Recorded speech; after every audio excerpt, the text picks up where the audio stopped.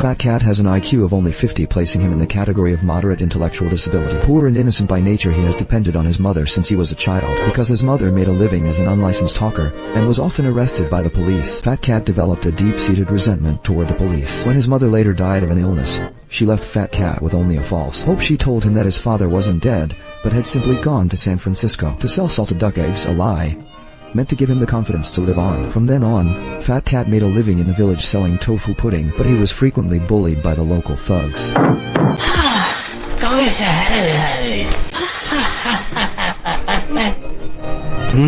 You want to hack me? You bastard, you idiot! Your mother was a whore! Every man in the village has slept with her. What? Kill me if you have the guts. Otherwise, I'll castrate you. Come on. How had anyone put down a knife drawn at Fat Cat killing someone? Not even quick. Though the judge felt deep sympathy for Fat Cat and found his actions understandable, the law allows no excuse and he was convicted of attempted homicide. Due to Fat Cat's intellectual disability, he was sentenced to 3 years in a psychiatric hospital. For Fat Cat, this might have been the best possible outcome. At least here he was guaranteed a full meal. 3 years passed quickly, and Fat Cat's sentence came to an end, but he remained stuck there because no one came to collect him.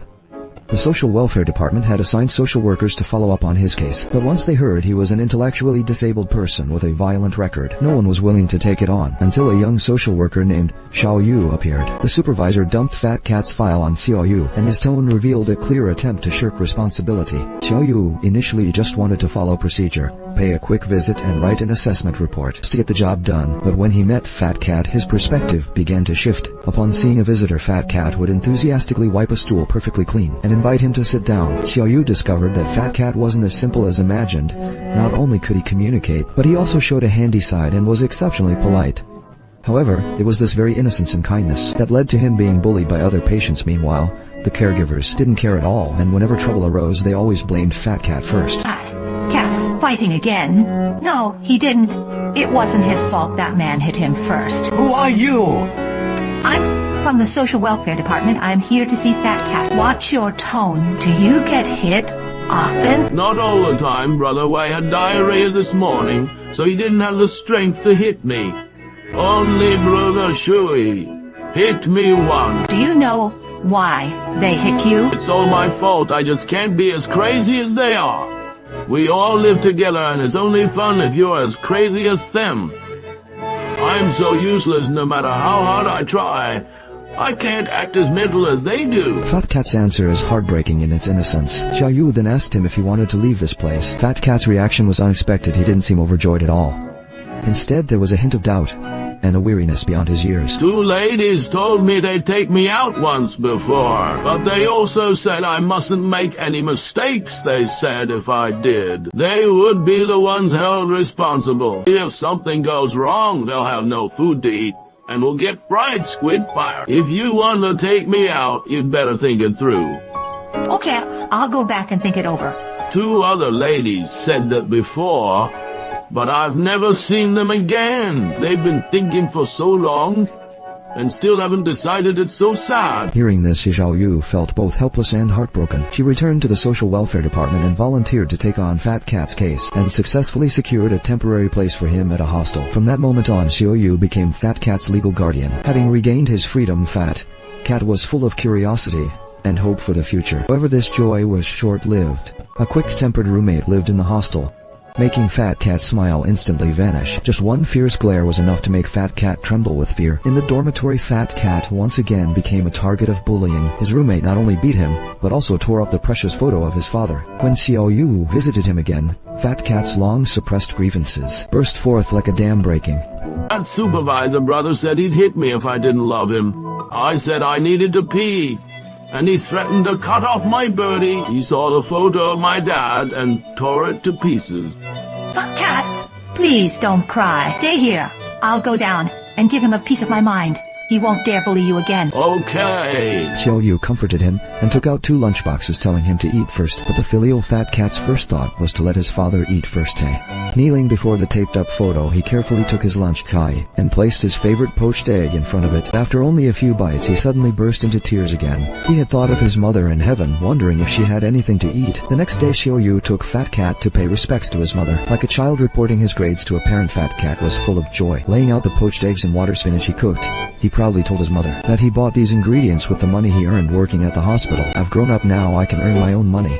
You don't have to worry about me anymore. As he spoke, Fat Cat began to sing his favorite song, Only Mother is the Best in the World. He hoped his mother in heaven would hear him and tell his father buried in the landslide to come back soon because he missed him so much. Beside him, Xiao Yu's eyes were already welling up with tears. She thought Fat Cat's life might finally be taking a turn for the better, but he still could not escape the cruel tricks of fate. On the way back, an out-of-control truck came hurtling toward them. To avoid hitting Fat Cat in the middle of the road, the driver swerved sharply, and the truck slammed heavily into a roadside phone booth. At that very moment, Xiao Yu happened to be inside that booth making a call. Fat Cat, still completely unaware of what had happened, was playing with a girl at the pier, while an unconscious Xiao Yu was rushed to the hospital. By the time Fat Cat realized she was gone, he began searching everywhere, until he saw a figure from behind that looked like Xiao Yu, and followed her onto a boat. Once the boat set sail, he realized it wasn't her. The owner threatened him for not having a ticket to throw him overboard to feed the fishes, but fortunately the owner's wife intervened. Fat Cat fell asleep and woke up to find himself on a strange island. Fat Cat was lost and had no idea where to go. As night slowly fell, Fat Cat, with nowhere to turn, grew famished. He remembered the offerings he had left at his mother's grave earlier that day, and had to eat those cold leftovers just to stave off his hunger. In the pitch-black wilderness, surrounded by fear and loneliness, he could only cry out in helplessness. By the next day, the offerings for his mother were all gone. Driven by hunger,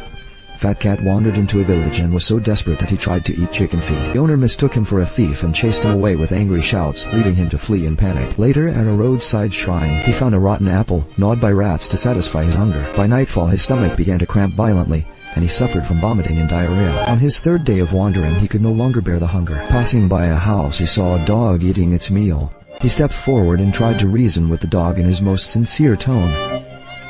Fat Cat is so hungry. I used to give food to little dogs, but now I have nothing to eat. Can you give me just a little bit? Seeing no reaction from the dog, Fat Cat took its silence as permission. But as he reached for the food, the protective dog suddenly bit him. Stung by the pain and a sense of injustice, Fat Cat felt both angry and afraid. Fortunately, the dog soon let go and ran off, ignoring the pain. Fat Cat scrambled to grab the dog food and began stuffing it into his mouth. Just then, the owner of the house returned. Thinking a thief had broken in, he grabbed a wooden stick and struck Fat Cat across the back. Only when he got a closer look did he realize, wasn't this the simple-minded fat fellow he had met on the boat a few days ago? The owner was none other than Fifth Uncle, who had paid for his boat fare. After hearing Fat Cat's story, Fifth Uncle pointed out the way down the mountain and served him a bowl of hot white rice. He told him to eat and then head straight home. But when night fell, Fat Cat was still there, huddled under the eaves. The directions the old man gave were far too complex for Fat Cat. They were like an unsolvable labyrinth that he simply couldn't remember. Left with no choice, Fifth Uncle had to let him stay for the night, promising to take him home personally the following day. Good night?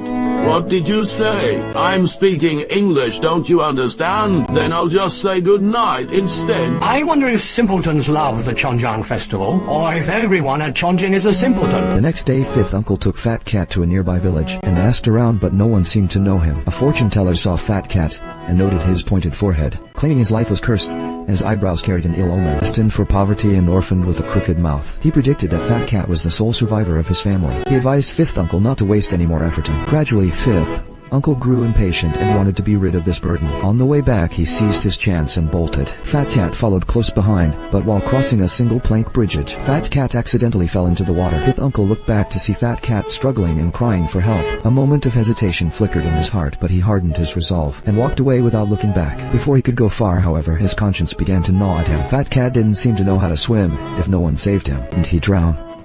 Overcome with guilt, he rushed back to the riverbank, but all he saw was a single shoe floating on the water. Fear gripped Fifth Uncle's heart as he returned home, devastated, only to find Fat Cat hiding right behind him. No, you're not dead yet. It's not my fault the doggy brought me back. Ace, you're such a busybody, even a fatty like him you'd help. Look at you all, filthy. Get inside and take a bath. After this incident, Uncle Wu's heart softened completely, and he decided not to drive Fat Cat away anymore. Uncle Wu was a solitary old man with no children who made a living by gathering medicinal herbs. He had a withdrawn and eccentric personality. Fat Cat's arrival was like a pebble tossed into his still life, stirring up ripples of change. During a meal, an elderly woman from the neighboring village dropped by. She took a great liking to Fat Cat, seeing how sensible and polite he was. After learning about Fat Cat's past, she tried her best to bring them together. She suggested that the childless Uncle Wu adopt Fat Cat as his godson. This way, Fat Cat would have a home and Uncle Wu would have someone to look after him in his old age. Fat Cat understood her words, yearning for the warmth of a family. He took the chance and called out timidly, Daddy. Alright, that's enough. One should not talk while eating or sleeping. But it's not raining outside. I mean, don't talk while you're eating. Eat. Although Uncle Wu didn't explicitly agree, he had already accepted this unexpected son in his heart. From then on, Fat Cat regarded this place as his home. He was diligent and capable, getting up every day before dawn, cleaning the house, watering the plants, and keeping everything in perfect order.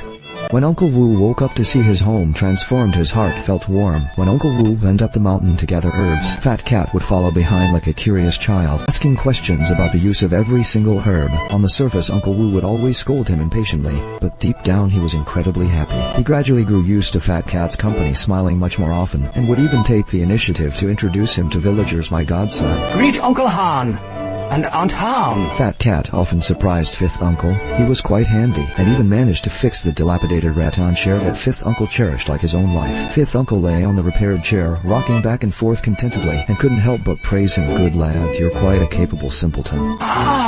It's all thanks to you teaching me so often. When did I ever teach you how to weave? I'm just being humble. I can't praise you, it goes straight to your head. Don't you think I'm actually quite sharp sometimes? The laughter of the father and son echoed through the small courtyard filled with warmth. Just then a woman appeared at the door, and Fat Cat was stunned. She looked exactly like his mother.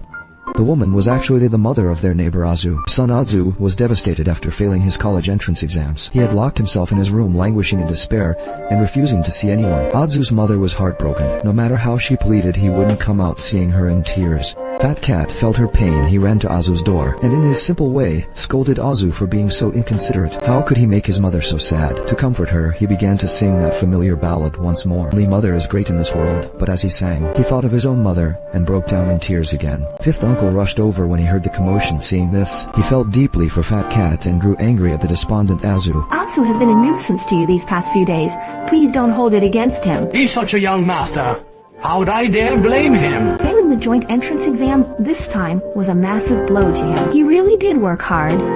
He just had bad luck and didn't get in. If hard work was all it took, even an ox plowing the fields could get into college. Besides hard work, you must apply what you learn. You can't just study blindly. Who hasn't failed at some point? Even a child learning to walk knows that if they fall, they must get up and try again. No one is born knowing how to walk. If he gives up after one minor setback, his luck will never change. Fifth Uncle, please help me talk some sense into him. If he has a brain, he'll understand. Does he really need persuading? His education was for nothing. It's useless. A total waste of money. Fai Mao, go back to sleep now. Okay? Good night. Good night, Grandpa. Godfather, I didn't understand a word you just said. Your head is all muddled. How could you possibly understand? Oh, Zedbeck, isn't that like a ditch in the road? Perhaps Fifth Uncle's words finally got through to Azu. The next day, he finally opened his door and apologized to his mother. Inspired by Fifth Uncle and Fei Mao, Azu became more optimistic, doing whatever he could to help the village. Together, they helped repair the village school and build a new wooden bridges. The village was once again filled with laughter. Soon the village held its decennial ancestral worship ceremony. Due to his outstanding contributions, Fifth Uncle was elected Chairman. Azu even invited a TV station to cover it. On camera, Fei Mao sang and danced along with everyone, his face beaming with a newfound sense of happiness and belonging. He seemed to have finally found a place he could call home. This joyful scene happened to be seen by Xiaoyu on TV. After Xiaoyu woke up in the hospital, she immediately began a frantic search for Fei Mao. She reported it to the police and posted missing person notices everywhere, but to no avail. Now finally seeing a glimmer of hope on TV, she immediately drove to that remote village.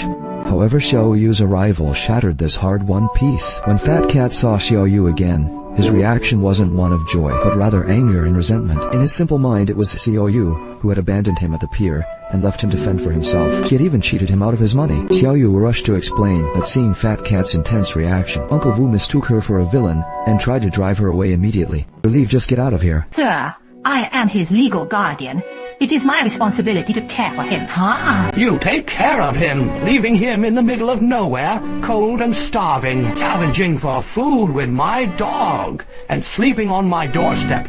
You call that taking care of him? You treat him like a human or an animal. If I hadn't taken him in, he would have been dead long ago. With that, he roughly shoved Xiao Yu out the door. Just then, Azu heard the commotion and rushed over to see what was happening. The level-headed Azu listened to Xiao Yu's explanation and learned the whole truth. Thanks to his persuasion, Uncle Wu finally agreed to talk with Xiao Yu. Xiao Yu explained that Fat Cat must first go to the police station to close the missing person case before Uncle Wu could go through the official social welfare department procedures to formally adopt Fat Cat. Heartbroken as he was, Uncle Wu knew this was the only way. He too wanted to be with Fat Cat forever, so he helped him pack his bags, getting ready to see him off. But Fat Cat misunderstood. He thought his godfather was just like the others and was abandoning him once more. He fell to his knees before Uncle Wu. Clinging to his legs, he pleaded and wailed, begging not to be driven away. How could Uncle Wu bear to let him go? But to live with Fat Cat legally and permanently, he had to harden his heart. He forcibly pushed Fat Cat out the door. Fat Cat let out a heart-wrenching cry, repeatedly pleading for his godfather to open the door. Inside,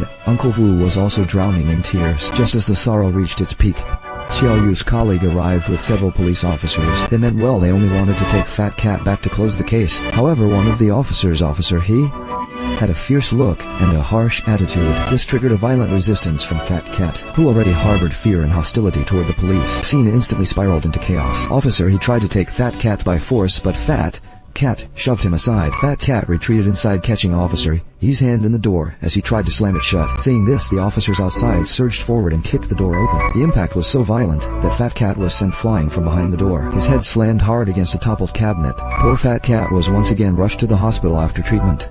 Though he survived, the accident didn't just break his leg.